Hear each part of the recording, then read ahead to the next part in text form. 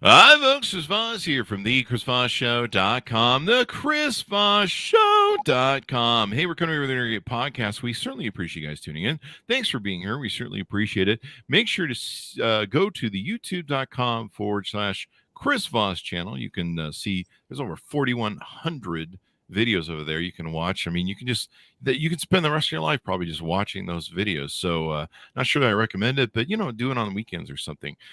So hit that bell notification button so you can do all the things we do over there. Also go to goodreads.com/Chris Voss. My new book, Beacons of Leadership, is coming out October 5th. You can join the Goodreads giveaway, and it's free. You can maybe win a free book or something like that. Anyway, guys, go to Facebook, LinkedIn, Twitter, Instagram, TikTok, all those places the cool kids are at. You just Google me or the Chris Voss Show, and you can see all the wonderful things we're doing there. Today, we have an amazing gentleman on the podcast. He's going to be telling us about his company, what he does, and how he does it in an amazing way, and telling us his founder story. So that's going to be interesting as well for those of you who want to grow up and be entrepreneurs. His name is Mr. Robert R. Wilson.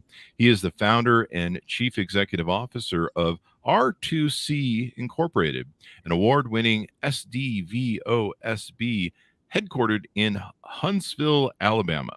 Robert provides strategic leadership and oversight for all aspects of the business, ensuring all laws, regulations, and other applicable obligations are observed wherever and whenever business is conducted on behalf of R2C Incorporated. Welcome to the show, Robert. How are you?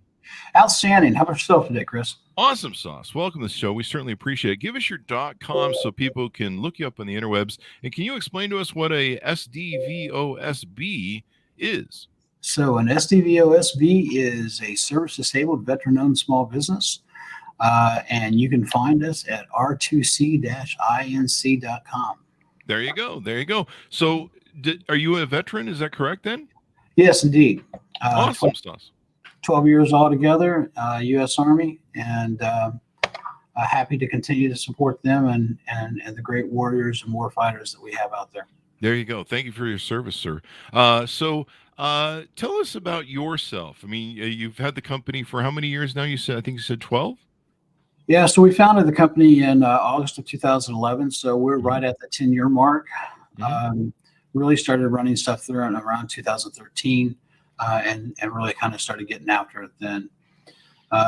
We've been incredibly blessed by all accounts, and a lot of doors have opened up for us. So we've been, as I said, incredibly blessed. So there's no way I could have mapped this out 10 years ago, but it's been a phenomenal ride, and we look forward to a fabulous future. Now, this is awesome. You've put in over 27 years of experience in the aviation field. Give us your founder story that led up to you starting this company, and then we'll get into some of the details of what you do and how you do it. Absolutely. So 10 years ago or so, I was working for the sixth largest defense contractor in the United States, a great company by its own right, but it was a very large company. And I was supporting a group here in Huntsville, Alabama. However, with most large organizations and large companies as such, and any large organization that you have, they're not really as agile as what some of the small businesses are.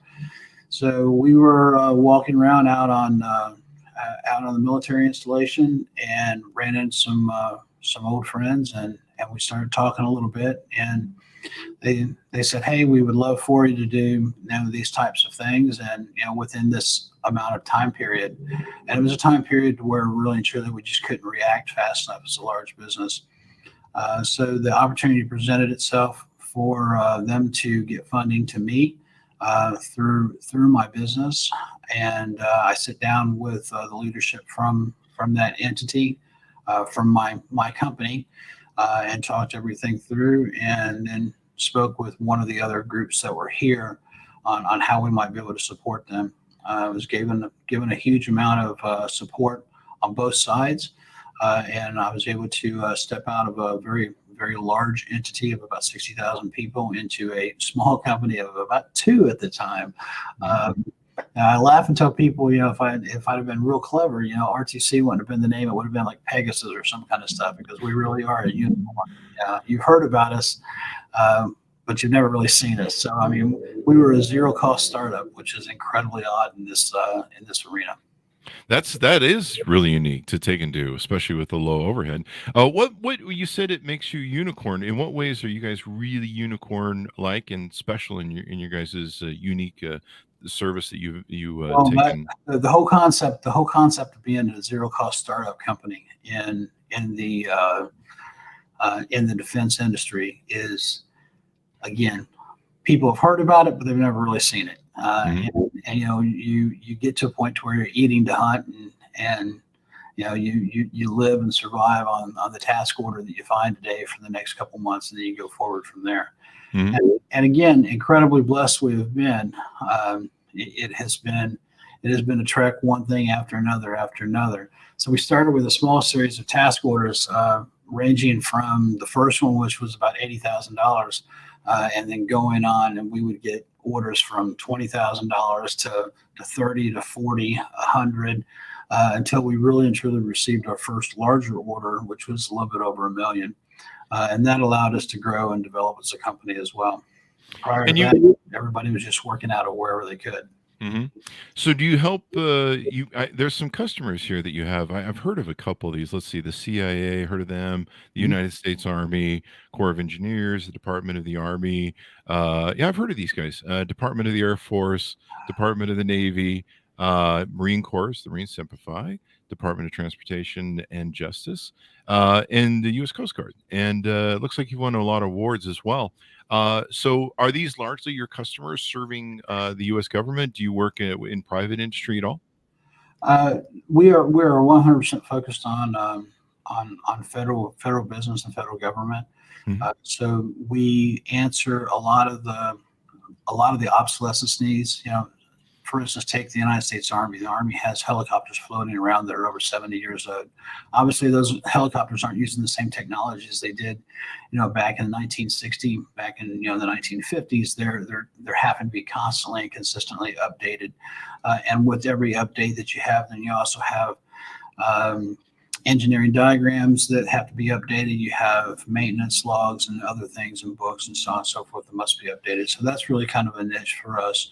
And really how we got started and how we got off the ground quickly. That's awesome. This is really cool. You guys won a lot of awards, Inc. 5000 for 3 years, Inc. Best Workplaces in 2018, Inc. Best Workplaces 2020 honoree, Inc. 5000 in 2021, some city awards in 2021. Lots of great awards that you guys have had in here. Congratulations. What do you attribute your success in winning these awards and of course serving the military and our government? So the ability to work together with our government is what's really important. It is we've taken a group of folks and we formed a group of people, and the company in and of itself right now we've got close to 100 people that are working in 6 different states. But everyone has the same ideas and ideals where it comes to working together with our government customer. I mean, it is so important. So think of it from this perspective. We just went through the COVID pandemic, right? And we're coming out the other side of it. And honestly speaking, there's been some great things that have happened there. We got to see what happens when the government and industry really work together, come around the table, identify what the problem is, and look for solution sets in order to find it. So we went from, hey, there's a pandemic, and hey, there's this dangerous stuff that's out here. We put the right people on the industry side together, the right people on the government side together. We get everybody around the table, and we come up with great ideas. And you came up with Moderna, Johnson & Johnson, and Pfizer all coming up with vaccines and the ability to then get those out to the populace and so on. Think about that. That is a minor miracle. But when government and industry work together, a lot of things can happen and a lot of great things do. And that's precisely the approach that we take. We work from the industry side, work with our government customer to find those solution sets and find the answers to their problems. Once upon a time, somebody said, almost any problem can be identified and a solution can be found if no one really is concerned about who gets the credit. And we're 100% all over that. That's awesome. That's awesome. What do you see the future of? I don't know if you guys were, if Afghanistan, the Afghanistan operation, was something that kept you guys had a lot of business coming in, or what the future of American defense is now that we've kind of pulled out of Afghanistan. Do you see if what type of future do you see the U.S. government being in the military, whether it's, I guess, serving our local thing or we have ships and everything around the world cruising around. What do you see the future of your business in that field for defense? Well, I mean, I think somebody recently said in the news that we're facing no enemy and no ongoing conflicts right now for the first time in 29 years, which may or may not be true. I'm not 100% sure on that. But, China, excuse me. Yeah. Sorry, I had a cough there. Right. But if I can tell you this, regardless of what anyone wants to say, the only way that we can continue to lead the world, and I would point out the world is a much better place when we do lead, is that by having that strong defense and having a capable military that is standing and ready to go. That's just kind of always been the case. It's not really a political thing. It's really more human nature than it is anything else. So when that deterrent is there, and we can lead in the world, I think the world is a better and a safer place. We at R2C play a small part in that by making sure that the readiness and the sustainment for our soldiers, sailors, Marine, and airmen are there, and they can continue to use the items and the elements they need in order to prosecute the mission and ensure that our way of life is protected. There you go. A good defense is a good offense. I think it used to be said defense wins championships, right? So yeah, that's true. Is that still true? I don't know. I don't know. I think it is in the NFL. Is that true in college ball? You guys are the Crimson Tide down there. Is that acceptable to say on this channel? Yeah. So as far as the collegiate world goes, you've got the Crimson Tide down here, and you've got the Auburn Tigers. So I mean, it's typically one or the other for everybody in Alabama, it seems. So yeah, I'm not originally from here, so I'm originally from Chicago, and I'm a Bears fan. Oh, Bears, the Bears, the Bears. Yeah. Yeah, there you go. The Bears. I remember I fortunately grew up in the Ditka days. So what a coach, what a dude. So if we can get that guy back, I'm a Raiders fan, so I'm forever screwed. Yeah, the 70s, man. They were a good time. Yeah, well, there's a wild man on the sideline there too. John Madden wasn't exactly known for calm and temperate, but I understand. I mean, that was just the age of great coaches. So what else do you want to touch on about your company you want people to know about and give people an opening eye? What's it been like? I'm kind of curious. What has it like been to take your company from just two people and scale it to the level it has? I mean, that's quite the adventure. Yeah, well, it really has been. So really and truly, as far as the company structure goes, R2C Inc. is a top-level corporation. We have 3 wholly owned subsidiaries underneath that. And each one of those companies actually target a separate area. So we have RTC Support Services, which is more of a aircraft maintenance type of company, and really does on-site, on military installation type of work to support to support the government mission. Then we have R2C Technical Solutions. Tech Solutions is more engineering and logistics type things that support program offices for acquisition, so that they have a professional element that's inside that can address the technical aspects of the programs, as well as the mission platforms and so on. And then we have R2C Aerospace. Aerospace is our manufacturing company that also does high-end engineering and logistics. So we do a lot of prototyping, a lot of fab stuff out of there. So we recently won an award for unmanned vehicles and some autonomous systems, which is kind of neat and cool from a technological standpoint. And then we've been able to do a handful of things there that have been way cool in a lot of areas. So. The American military is just an extraordinary feat when it comes down to it, when you really think about how big it is. I've got a friend a very good friend of mine that I almost game with on a daily basis, who's in I believe the Army, and he he works on the manuals or something, and so he has to go out and work with private industry and prepare manuals for I guess the planes and different technical stuff like that. And he makes sure the manuals explain everything. And there's just so much detail, and they're complex. These black ops. Absolutely. Yeah, these helicopters they put up and everything. It's like he tells me about some of it. I just go, holy freaking crap! That's like it's like It's next level. well, again, I mean, I can't overemphasize when you look at when you look at the bases, the base platforms, the base aircraft that are being used, and some of the vehicles that we use, even on ground vehicles and things. You look back at, and we've had those in the military inventory for 20, 25, 30 years on ground vehicles, and on gosh, in the air vehicles, an aircraft is typically kept for 50 years.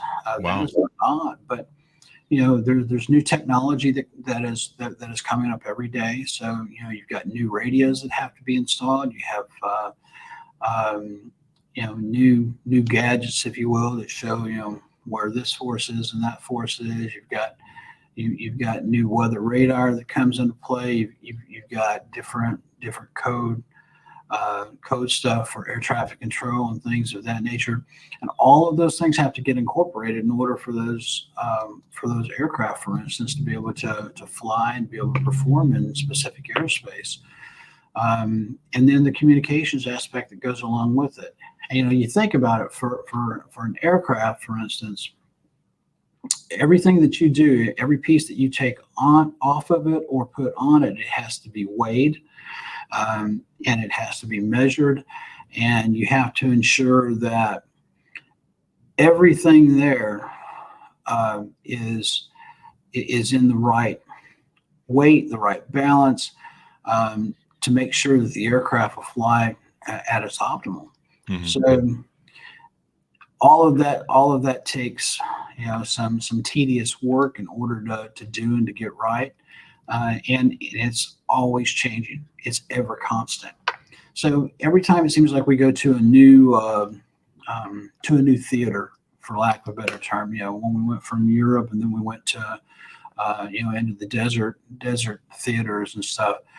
In Europe, when you're coming down in a helicopter and you've got the rotor wash and it's hitting the ground and so on, and it's blowing the trees and the grass is all over the place. It's not that big of a deal. But when you get into the desert and you start getting close to the ground, then you've got all the dust that comes up to the side of you and it encircles you. And then the pilot can't see where the ground is. So all of a sudden you have some pretty hard landings and stuff and so on. So in order to counteract that, there's devices and sensors and so on that get put onto the aircraft so that it can overcome those things. Mm-hmm. With each sensor that goes on, all that weight and balance stuff has to be done. All of those books have to be updated. All those maintenance manuals have to be done, reworked and redone. Mm-hmm. And in all cases, you don't have contractors on the battlefield that can actually repair and maintain those pieces of equipment. So, in some areas, you have to be able to teach the warfighter how to repair their own stuff. And when that gets in, then you really have to get very, very detailed and very precise on what has to be done and how it has to be done in order for it to work.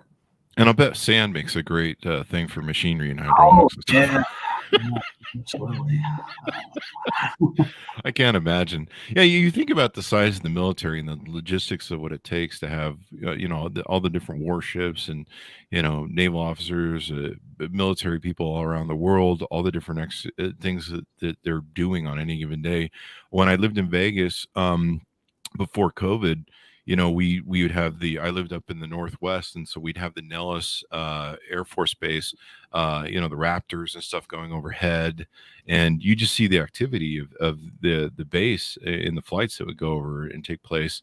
It was just extraordinary. And you're just like, they're busy. They're doing stuff. Yeah. The more you sweat and train, the less you bleed in warfare, right? That's interesting. I never heard that. That makes sense. It's you've got to train, and you've got to train to a standard that allows you to be effective. And then you guys are, like we mentioned earlier, a certified service disabled veteran owned small business.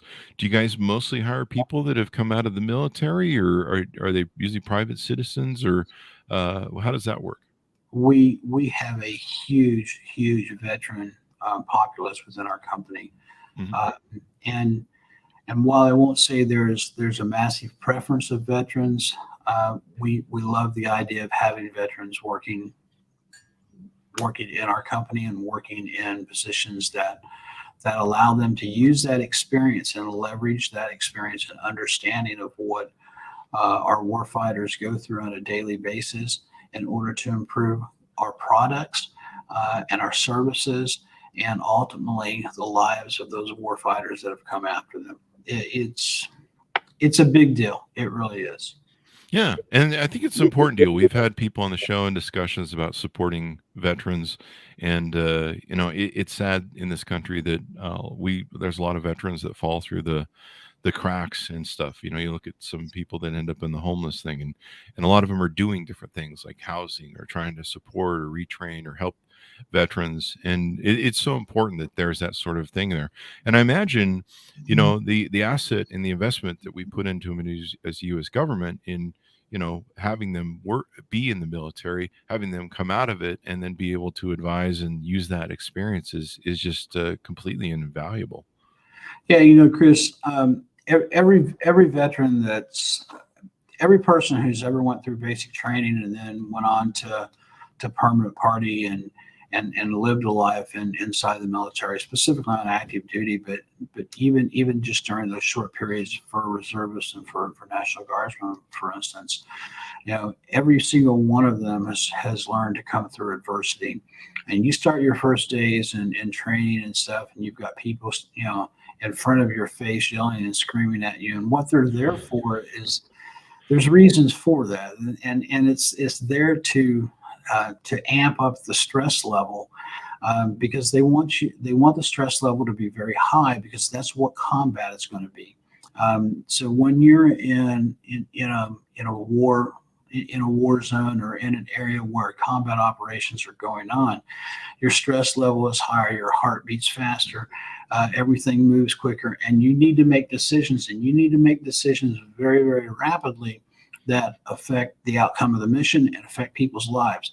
So they want to induce that stress level so that you can learn to handle it, learn to think, learn to make decisions under that stress, and so on. So that's huge just in and of itself. But there's some basic things too.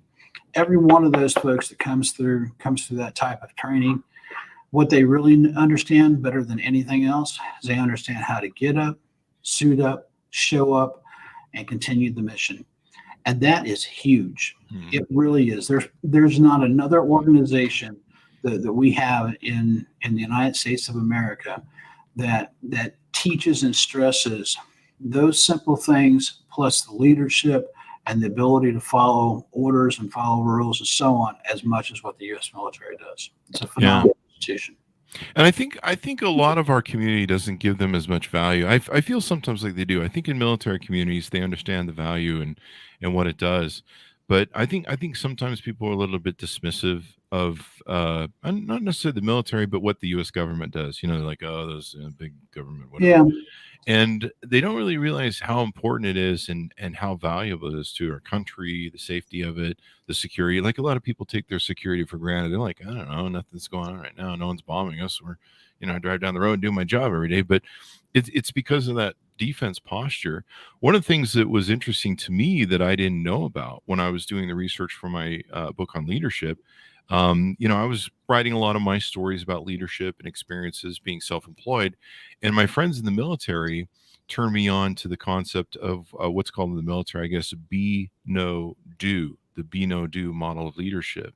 mhm, And I got into that and really in depth. And, one of the things that I talked about in my book was this ability to be the type of leader that can inspire people to move mountains, to go to the next level. And I really started getting into the depth of what the military does, where I mean, you follow leadership in the military to a point that your life is on the line and you're willing to give that for your country and freedom, and the rest of us that sit around eating Cheetos all day watching TV.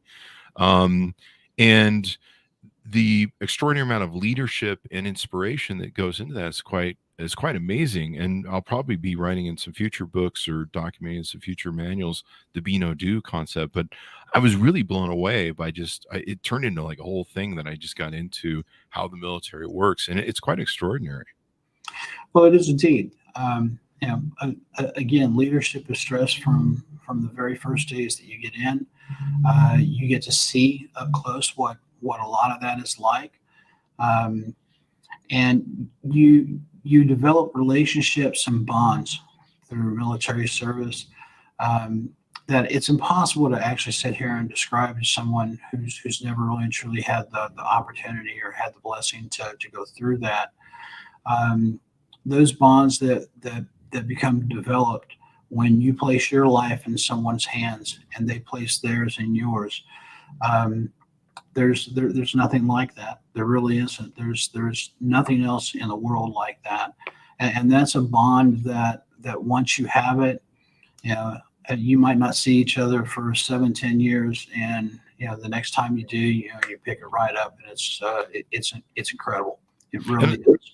And I've had friends that have struggled when they come home from tours of duty. They've struggled because they miss that bond, the brotherhood, that having someone know your back, even though they're in the firing line of danger, just having that brotherhood. And that they'll tell me that, I really miss that. So it's good that they're businesses like you that can support them and help them and employ them possibly, so that they can still be in that field or family or brotherhood that they had in their military. Yeah. The other thing that the military gives in a lot of ways, and this is one of those transition elements that honestly speaking, we've just got to get a little bit better at. Right now in the United States, we're over one veteran committing suicide every day, and that's a horrible concept in and of itself. But knowing and understanding that these folks have went through so much, defended us, defended our country, our way of life, and given so much, and then come back and can't find a way to translate that experience and those experiences to a fulfilling life is it's a horrible thing. So we need to strive on how to help them transition and how to make that transition a little bit better.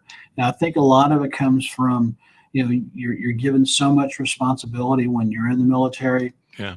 At such a young age and at such even the low levels. I mean, even into it's not uncommon for a 19, 20-year-old young soldier to have responsibility for millions of dollars worth of equipment.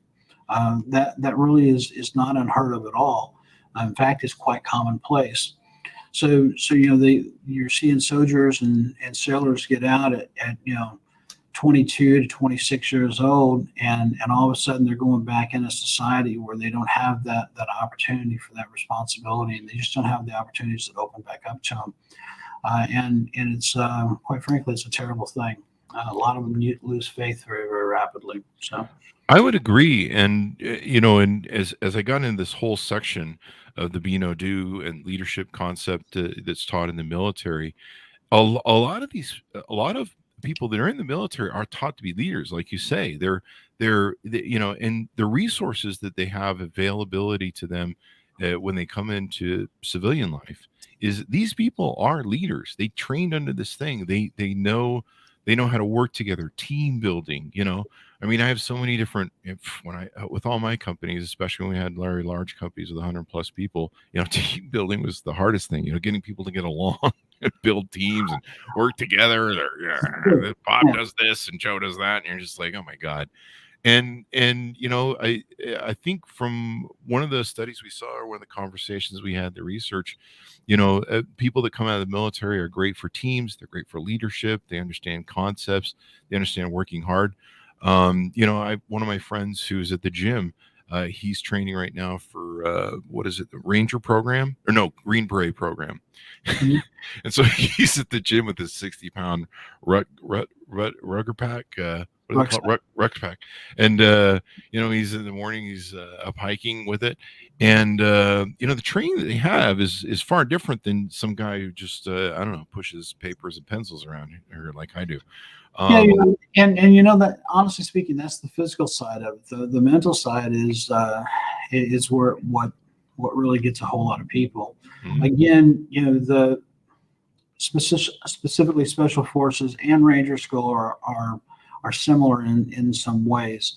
Ranger School is going to take someone and they're going to, in essence, wipe them out, physically, and then ask them to do, um, you know, different squad level orientation tasks and stuff and so on and so forth, and to make decisions that, again, this is a training that specifically tries to mirror as close as possible, because there's no way to truly mirror combat, but amp up the stress level to a very, very high degree, and then make sure that you make decisions. And it's not just the decisions of the leader, it's the decisions of the followers as well. And there's a trust element that's there. Where in special forces, your special forces training is a little bit different as well. In the very beginning, they're going to really push you hard physically and stuff and so on and so forth. But then on the other side of that, there's a mental aspect of that. There's foreign languages that get taught and everything else and so on that also become part of what's there as far as your basic stuff goes. And then, there's all the explosives you got to learn, the weapons, the medical aspects, and everything else. That's the conversation I've usually had with him. I'm like, that sounds like a lot of physical work. And he goes, no, Chris, a lot of it's mental. Like a Yeah. lot of it's in the head. And to have that ability, the endurance and the thought process, I mean, to me, that's just, those make great employees. I mean, why wouldn't you want to have them? I think there was a study or something we came across that military folks that have come out of the services just are just great employees, and you find a lot of them in lead. That was what it was. You find a lot of them in leadership positions, using the government or running their own companies, like yourself. But they're really primed for leadership, and so much of corporate America or private industry is looking for leaders, and they're really, I think, maybe an untapped source. Oh, well, I agree with you 100%. I have said that, if there's anything that comes out of 29 years of warfare within our country, and our country, quote unquote, being at war, think about one of the greatest things, and one of the greatest things are the men and women who come out of the U.S. forces, and again, the development of those people, and doesn't matter at what rank structure. Those people all transition into the civilian workforce at some level at some time, whether it's entrepreneurs or employees or whatever. Some of them that go back in and support the U.S. government again as DoD civilians or something along those lines. But again, it's incredible. It's an incredible source, and as you said, a wealth of knowledge and experience that is something that everyone should look to tap into. Definitely. So, what do you see the future of you and your company doing here as we go out? Well, we're poised right now to make a quantum leap. We've worked really hard for the past 8 years to put us in a position to where we can grow and grow rapidly. And so, don't misunderstand what I mean. We have been, again, incredibly blessed. I know I keep continuing to say that, but we really have been. And we've been on the Inc. 5000, America's fastest growing companies, for 5 consecutive years, which is a phenomenal feat in and of itself. Which only 2% of the companies that ever show up on the Inc. 5000 ever make. But having said that, we're in an area right now where we can potentially look at triple digit growth over the course of the next 2-3 years.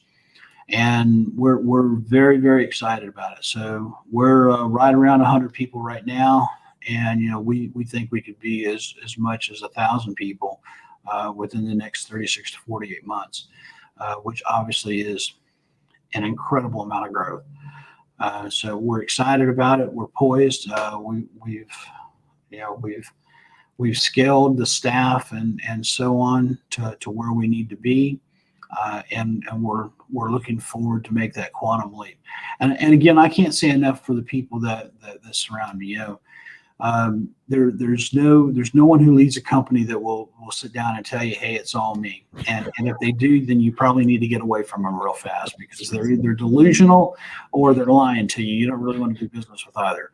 So the folks that I have around me, from my CFO to my vice presidents, human resources, contracts, so on and so forth, business development, they are an extraordinary group of people.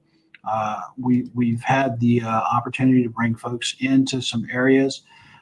Just on my personal staff, I have 5 people who have owned their own businesses, which is practically unheard of for anybody in mind at our size of a company, in order to have that expertise in those areas. And then again, our people are really and truly what make the difference. They are all about taking care of the mission and making sure that it gets done so that they can support America's warfighters wherever they're found in the world. And that's huge. It's attitude that sets the altitude, and we have been put in a place to where we can really soar. I'm going to write that down. Attitude that sets the altitude. I love that. That's the first time I've heard that. That's brilliant. Any other tips you want to share for entrepreneurs or people to be successful in business before we go out? From my aspect, at any given point that you're willing to put yourself out there, and you are willing to do the hard work necessary. And I really and truly mean that. The hours are long, and it's about choice. And we have those choices. We're so incredibly fortunate and blessed in this country to have those choices.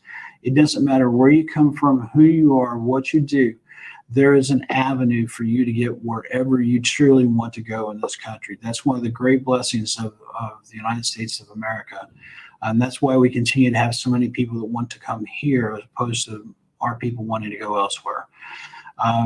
You have the ability to do it, but it's a series of decisions that you have to make. So you have to continue to learn. You have to continue to seek knowledge. You have to continue to grow and build and serve. And it's all about serving. It's easy to say, hey, you're the leader and so on. But what you have to understand from the leadership perspective is you're really serving those people who work, quote unquote, for you, because ultimately you'll find that you're really working for them. And once you've found that, that's a beautiful thing. Find it, understand it, continue to thrive in it. Do the things that you want to do and outsource hate. Those things that you don't like to do, don't do them. There's someone else that loves to do them. Outsource that stuff so you don't have to do it, and you don't have to concentrate on it, and you can concentrate on the things that you love to do. That's so true. That's wise words. I love being the visionary of my company. I love, being the captain of the ship, and being the guy, the guy that at the end you've got to, make it work. And, but I, some of the detail work I hate, some of the redundancy I hate. It just doesn't, I'm a visionary. It just doesn't work for me. So No. yeah, outsourcing that to other people is important. Absolutely. I fully understand. We have so many regulations when we're doing federal government type of work that we have to comply with, and that we have to ensure that it's very precise. So when we first started out, and they said, all right, what accounting system are you using? I said, man, that's something I really don't want to mess with. So I went out, I found a CPA, and I found someone who set up our books and set everything up for us and so on. And I outsourced that to that organization. And let me tell you, it has been the greatest blessing ever that I didn't have to mess with that, because if that was the case, I probably would have went broke the first month.